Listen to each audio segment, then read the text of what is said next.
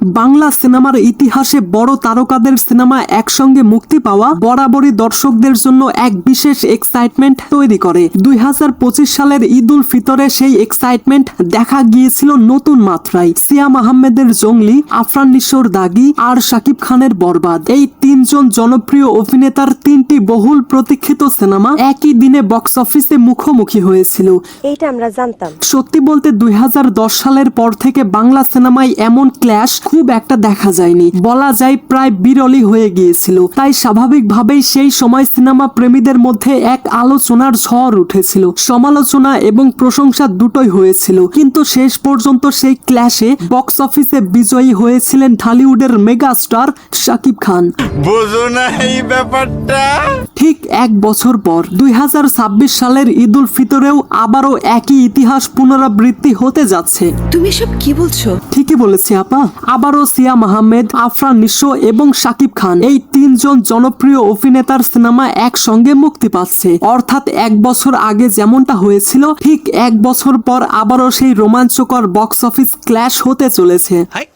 এই তো latest news. তো গাইস, আজকের এই ভিডিওতে আমি আপনাদেরকে জানাতে চলেছি এই তিন তারকার আপকামিং রোজার ঈদের সিনেমা সম্পর্কে। লেকিন ভিডিও শুরু করने से पहले চ্যানেলটা সাবস্ক্রাইব করুন। আরে বাহ, আপনাকে থ্যাংক ইউ। ওয়েল, প্রথমেই কথা বলা যাক সিয়াম আহমেদের রাক্ষস সিনেমা নিয়ে। রাক্ষস সিনেমাটি পরিচালনা করছেন তরুণ পরিচালক মেহেদী হাসান হৃদয়, যিনি 2025 সালে বাংলা সিনেমা ইতিহাসের প্রথম ব্রুটাল অ্যাকশন এবং ভায়োলেন্স সিনেমা বানিয়ে সবাইকে তাক লাগিয়ে দিয়েছিলেন। সেই সিনেমাটি হয়েছিল বছরের সবথেকে ব্যবসা সফল সিনেমা, পাশাপাশি বাংলা সিনেমা ইতিহাসের সর্বোচ্চ আয়কারী সিনেমা, যেটা প্রমাণ করে দেয় নতুন ভাবনায় সাহসী গল্প বললে বাংলা সিনেমা এখনো দর্শকদের হৃদয়ে জায়গা করে নিতে পারে। যতটুকু জানা গেছে, রাক্ষস সিনেমায় সিয়াম আহমেদ এক অন্ধকার এবং রহস্যময় চরিত্রে অভিনয় করবেন। যদিও গল্প সম্পর্কে পুরোপুরি ধারণা পাওয়া যায়নি, কিন্তু যেহেতু এখানে মেহেদী হাসান হৃদয় পরিচালক হিসেবে রয়েছেন, তাই এই গল্পে যে একটা নতুনত্ব থাকবে এটা কিন্তু আশা করাই যায়। তাও সত্য। সিয়াম আহমেদ একজন জাতীয় চলচ্চিত্র পুরস্কার প্রাপ্ত অভিনেতা, যিনি প্রতিটি চরিত্রে অভিনয়ের আগে নিজেকে সম্পূর্ণ রূপে বদলে ফেলেন। ফর এক্সাম্পল, জঙ্গলি সিনেমার জন্য তিনি টানা 7 মাস পর্যন্ত চুল দাড়ি কাটেননি। ফিজিক্যাল অ্যাক্টিভিটি বা মুভমেন্ট এবং মানসিকতা, এই সব কিছু প্রস্তুত করেছিলেন তার চরিত্রের জন্য। এমন ডেডিকেটেড একজন অভিনেতার কাছ থেকে রাক্ষসে যে আমরা ভিন্নধর্মী কিছু দেখতে যাচ্ছি, সেটা বলার অপেক্ষা রাখে না। কি বলেন?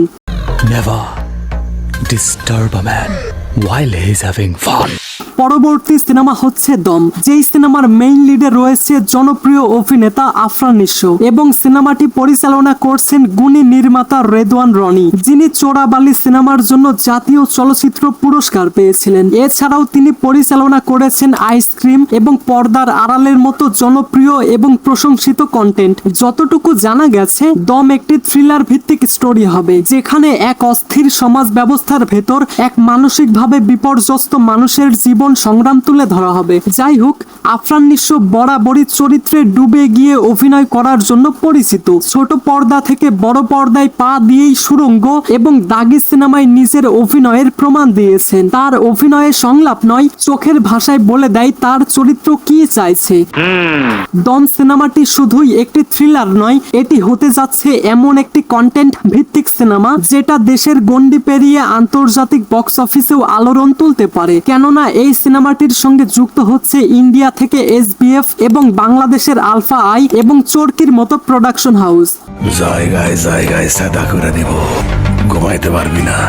আচ্ছা, এবার বলি সেই সিনেমার নাম, যেই সিনেমার নাম শোনার জন্যই আপনারা এতক্ষণ ধরে ভিডিও দেখছেন, তাই না? সঠিক বলেছেন, আপনার বুদ্ধি ভালো। এবার বলি Prince once upon A time in Dhaka সিনেমার কথা। ঢাকায় সিনেমার কিং শাকিব খান আসছেন তার নতুন সিনেমা প্রিন্স নিয়ে, যেই সিনেমাটি পরিচালনা করছেন নবাগত পরিচালক আবু হায়াত মাহমুদ। যদিও তিনি নতুন পরিচালক, তবে এমনটা ধারণা করা হচ্ছে প্রিন্স সিনেমার কনসেপ্ট, ভিজুয়াল স্টাইল এবং নির্মাণ পরিকল্পনায় থাকবে অনেক নতুনত্ব। ও আই সি। তবে এটা তো শিওর, আবু হায়াত মাহমুদ তিনি বড় কিছু নিয়েই হাজির হচ্ছেন। আর এদিকে শাকিব খান, যিনি 2 দশকের বেশি সময় ধরে বাংলা সিনেমাতে রাজত্ব করে চলেছেন। তাকে দেশের সফল এবং সর্বোচ্চ পারিশ্রমিক প্রাপ্ত তারকা বলা হয়। এমনটা শোনা যাচ্ছে প্রিন্স সিনেমায় তিনি অভিনয় করতে পারেন একজন গ্যাংস্টারের রোলে, যেখানে থাকতে পারে প্রেম, ষড়যন্ত্র, বিশ্বাসঘাতকতা এবং আত্মত্যাগের স্টোরি। ধারণা করা হচ্ছে এই চরিত্রে শাকিব খান শুধু স্টার ইমেজ নিয়েই নয়, বরং একজন পরিপক্ক অভিনেতা হিসেবে নিজেকে নতুন ভাবে তুলে ধরবেন। প্রিন্স হতে পারে সেই সিনেমা যেটা হতে পারে ডিজিটাল যুগের পাশাপাশি শাকিব খানের ক্যারিয়ারের নতুন এক অধ্যায়ের সূচনা। এটা একটা স্বাধীন দেশ, আমরা সবাই স্বাধীন। ওয়েট গাইস, আপনারা হয়তো অনেকেই জানেন যে আমার আরো একটা চ্যানেল রয়েছে, আর আপনারা যারা চান যে আমি ওই চ্যানেলের ভিডিওতে আপনাদের নাম বলি, তারা এই ভিডিওর প্রথম কমেন্টে দেওয়া লিংকে গিয়ে সেই ভিডিওতে কমেন্ট করুন। কথা কি ক্লিয়ার? ওভারঅল বলা যায় 2026 সালের ঈদ শুধু সিনেমা দেখার উপলক্ষ নয়, এটি হতে যাচ্ছে বাংলা সিনেমার এক নতুন বিপ্লবের সূচনা। যেমন রাক্ষসে সিয়াম আহমেদ ভাঙবেন নিজের সীমানা, দমে আফরান নিঃস্ব ডুবে যাবেন তার চরিত্রের গভীরে, আর প্রিন্সে শাকিব খান রাজকীয়ভাবে নিজের প্রত্যাবর্তন ঘটাবেন। সব মিলিয়ে এটা বলা যায় বাংলা সিনেমা যেন উঠে আসছে এক নতুন আলোয়। তাই 2026 সালের ঈদে হলে না গেলে আপনি শুধু একটি সিনেমা মিস করবেন না, মিস করবেন একটি যুগের শুরু। বাহ, কিয়া বাত হে, কি লাইন বললাম আমি। হারামজাদা হইছস, মাগার বিশ্ব হারামি হইবার পারস নাই। তাইলে চাচা আজকের মতো আমি যাই, হ্যাঁ?